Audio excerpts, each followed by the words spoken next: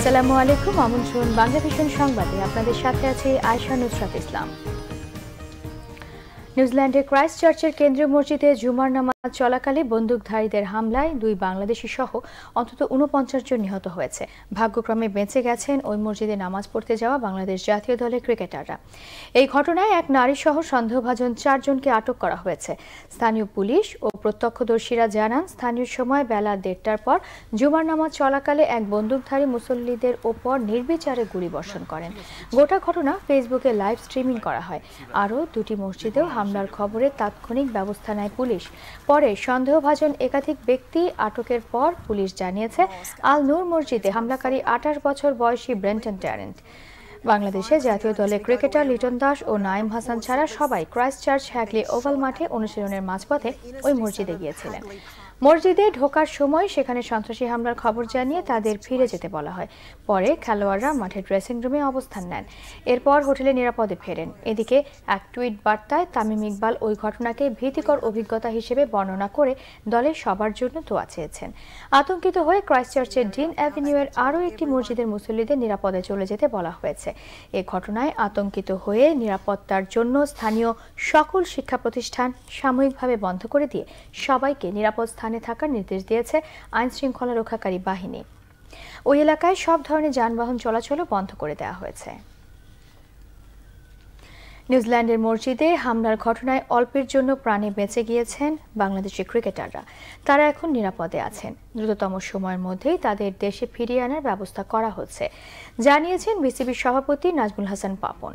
বাংলাদেশে দ্বিপাক্ষিক সিরিজগুলোতে সফরকারী দলগুলোকে যে পরিমাণ নিরাপত্তা দেয়া হয়, সেই নিরাপত্তা বিদেশের মাটিতে বাংলাদেশ পায় না।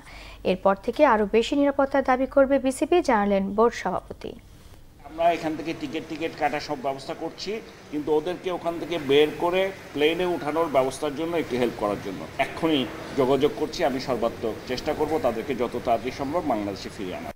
সিকিউরিটি যেরকম থাকার কথা ছিল বা আমরা যে ধরনের সবাইকে দিয়ে থাকি, এটা ধারে কাছে ছিল না। এটা তো সত্যি, এবং এটা এইখানে না, যত জায়গায় আমরা ট্যুর করতে যাই কখনো এরকম কোনো সিকিউরিটি আমরা দেখি না।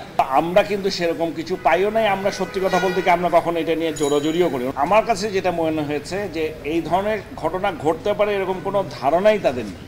অন্যরা কী করবে সেটা আমি জানি না, তবে আজকের এই ঘটনা পরে এটা নিশ্চিত যে বাংলাদেশ ক্রিকেট বোর্ড এখন থেকে যে দেশেই আমাদের দল যাক না কেন, আমাদের মিনিমাম রিকোয়ার্ড সিকিউরিটি আমাদের নিজেদেরকে এনশিওর করতে হবে, এবং এটা যারা দিতে পারবে তাদের এখানে আমরা খেলতে যেতে পারবো। কাল প্রধানমন্ত্রী শেখ হাসিনার আমন্ত্রণে যেতে আগ্রহী বলে জানিয়েছেন ডাকসুর ভিপি নুরুল হক নূর। ডাকসুতে পুনর্নির্বাচনের দাবিতে রাজু ভাস্কর্যে অনশনরত শিক্ষার্থীদের সাথে সংহতি জানানোর সময় নূর একথা জানান।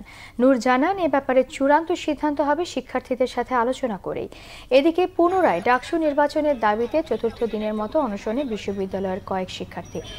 মঙ্গলবার থেকে রাজু ভাস্কর্যের সামনে এই অনশন শুরু করেন শিক্ষার্থীরা। তাদের এই অনশনে সংহতি জানাচ্ছে অন্যান্য শিক্ষার্থীরাও। দাবি আদায় না হওয়া পর্যন্ত কর্মসূচি অটল থাকার কথা জানিয়েছেন আন্দোলনকারীরা। এখন পর্যন্ত প্রশাসনে কেউ খোঁজ নেয়নি বলেও তাদের অভিযোগ। এদিকে প্রভোস্টের পদত্যাগ সহ 4 দফা দাবিতে 24 ঘন্টার আলটিমেটাম দিয়ে অনশন স্থগিত করেছে রোকেয়া হলের শিক্ষার্থীরা। এ ছিল এখনকার মতো। পরের সংবাদ বিকেল 5টায় দেখার আমন্ত্রণ রইল। এছাড়া ফেসবুকে বাংলাভিশন সংবাদ সরাসরি দেখতে লগ ইন করতে পারেন facebook.com/বাংলাভিশনে। এতক্ষণ সাথে থাকায় ধন্যবাদ।